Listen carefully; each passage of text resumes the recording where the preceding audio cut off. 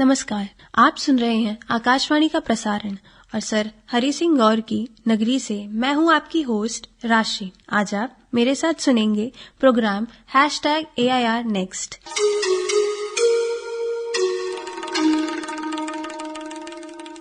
आजादी के अमृत महोत्सव का उद्घाटन माननीय प्रधानमंत्री श्री नरेंद्र मोदी जी ने 12 मार्च 2021 को अहमदाबाद के साबरमती आश्रम में किया था। यह 15 अगस्त 2022 को देश की आजादी की 75वीं वर्षगांठ से ठीक 75 सप्ताह पहले शुरू किया गया था।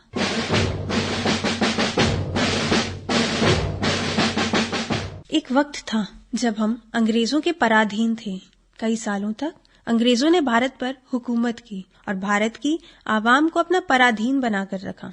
वहीं देश को आजाद कराने के लिए कई वीर सपूत आगे आए और बिना अपनी जान की परवाह किए अंग्रेजों के साथ दो हाथ किए। इसमें कई वीर सपूत शहीद हुए, कई नेताओं को जेल जाना पड़ा और तब जाकर कहीं हमें आजादी मिली। 15 अगस्त 1947 को भारत आजाद हुआ और अंततः अंग्रेजों को भारत छोड़कर जाना पड़ा। तब से हर साल 15 अगस्त को देश आजादी का यह पर्व मनाता है। इस साल देश अपना 75वां स्वाधीनता दिवस मनाने जा रहा है और साथ ही इस साल देश अपना 73वां गणतंत्र दिवस भी मनाएगा। 26 जनवरी 1950 को भारत का संविधान लागू किया गया और इसी दिन भारत एक संप्रभु लोकतांत्रिक गणराज्य बना।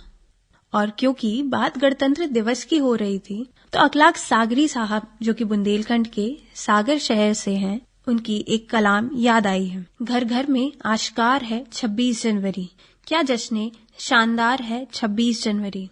किरणों में आज हुस्न तिरंगे को देखकर सूरज खुद पर निसार है 26 जनवरी।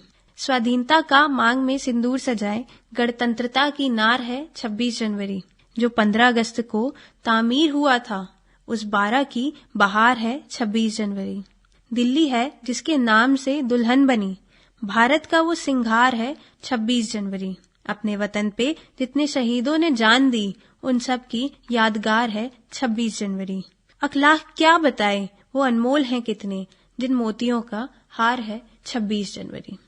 भारत को स्वतंत्र हुए 75 वर्ष पूर्ण होने जा रहे हैं और इन 7 दशकों में भारत में काफी कुछ बदलाव भी आए हैं। 1947 में भारत की सुरक्षा नीति शुरुआती चरण में थी, पर आज हम जल, थल एवं नभ सेना से सशक्त हैं। हमारे पास अत्याधुनिक हथियार हैं और कई तरह की परमाणु शक्तियां भी हैं। अंतरिक्ष प्रौद्योगिकी हो या स्वास्थ्य सेवा केंद्र, विश्व स्तरीय शिक्षण संस्थान हो या आयुर्वेद, भारत की प्रगति का कोई जवाब नहीं है। कोरोना काल में आयुर्वेद के साथ पूरे आयुष चिकित्सा पद्धति के असर को जन जन ने देखा है। स्टील प्लांट से IT पावर तक दुनिया का तीसरा सबसे बड़ा स्टार्टअप इकोसिस्टम है भारत। और कृषि उत्पादन या खेती किसानी की बात करें या अनाज की गुणवत्ता और अन्य देशों को निर्यात करने के साथ स्वयं की खाद्य सुरक्षा में भी भारत आत्मनिर्भरता की दिशा में तेजी से आगे बढ़ रहा है। अगर बात नारी शक्ति की करें तो जुलाई 2021 में भारत की बेटी सिरिशा बांदला ने अंतरिक्ष पर अपने कदम रखे। स्वतंत्र देश में नारी ने अपना वर्चस्व स्थापित किया है। हर क्षेत्र में नारी की भागीदारी देखने को मिलती है। हाल ही में हरनाज संधू ने मिस यूनिवर्स का खिताब जीता है, जो इससे पहले लारा दत्ता ने 21 साल पहले अपने नाम किया था। लोकतांत्रिक व्यवस्था में भी भागीदारी करते हुए आज महिलाएं सार्वजनिक क्षेत्र में पीछे नहीं हैं। पंचायतों में महिलाओं की भूमिका बढ़ी है। सबसे बड़ी बात तो ये हुई है कि देश की सुरक्षा व्यवस्था के लिए गठित कैबिनेट कमेटी ऑन सिक्योरिटी में वित्त मंत्री निर्मला सीतारमण भी शामिल हैं। 2021 खेल के विषय में बड़ा ही रोचक साल रहा है। बात करें नीरज चोपड़ा के रिकॉर्ड की तो 88.07 मीटर की दूरी पर भाला फेंककर नीरज चोपड़ा ने भारत के नाम स्वर्ण पदक जीता। इस साल भारत ने ओलंपिक्स में 7 मेडल जीते और पैरालंपिक्स में 19 मेडल। 2021 भारतीय खेलों के लिए अब तक सबसे सफल वर्षों में से एक है। खेलों के महाकुंभ में ये प्रदर्शन दिखाता है कि खेलों में ढांचागत सुविधाओं का विकास हो रहा है और आने वाले समय में खेलों का भविष्य उज्जवल है। आगे बढ़ते हैं और बात करते हैं योग की।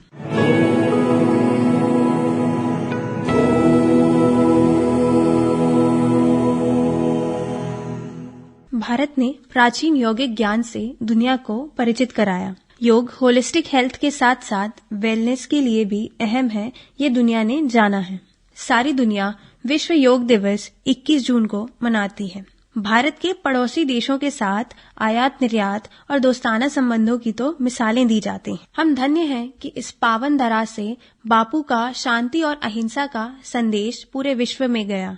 भारत जहां शहीद भगत सिंह और आजाद जैसे क्रांतिकारियों की भूमि है, वहीं गांधी जी के शांति और अहिंसा की भी तपोभूमि है। यह भारत की आध्यात्मिक चेतना और ज्ञान परंपरा की ही देन है, जो पूरे विश्व को एक परिवार मानता है और मानव मात्र के कल्याण को सर्वोपरि रखता है। आज 23 जनवरी है, जो कि नेताजी सुभाष चंद्र बोस की जयंती भी है। तुम मुझे खून दो, मैं तुम्हें आजादी दूंगा जैसे जोशीले नारे से सुभाष चंद्र बोस ने भारतीय स्वतंत्रता संग्राम में एक नई जान फूंक दी।